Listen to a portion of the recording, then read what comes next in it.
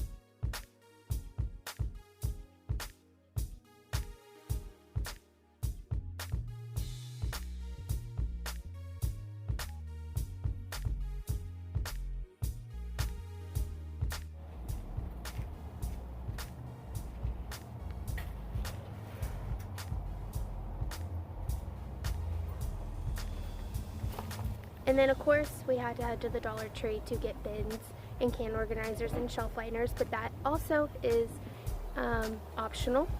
And we put it all together, and I just love how it turned out.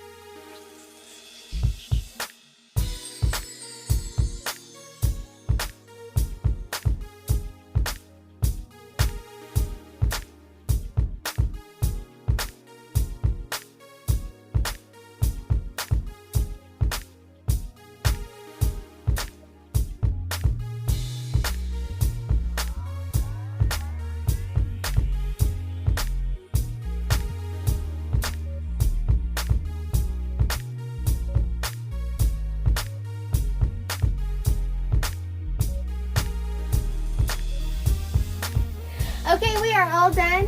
As you can see, we still have tons more space. So this is going to be our pantry, our bulk storage, and anything else we need to store.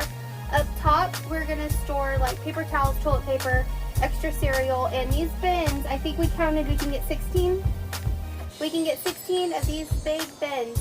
So this is where, if I go to Sam's Club, I can buy bulk still, store it here, and then these soda can organizers we've used for over a year now in our pantry in the house, and these store canned goods perfect. So we're gonna go buy some more of those, and yeah, so we're all done. Thank you for watching this video. Hit the red subscribe button if you are new, and we will see you next time. Bye, guys.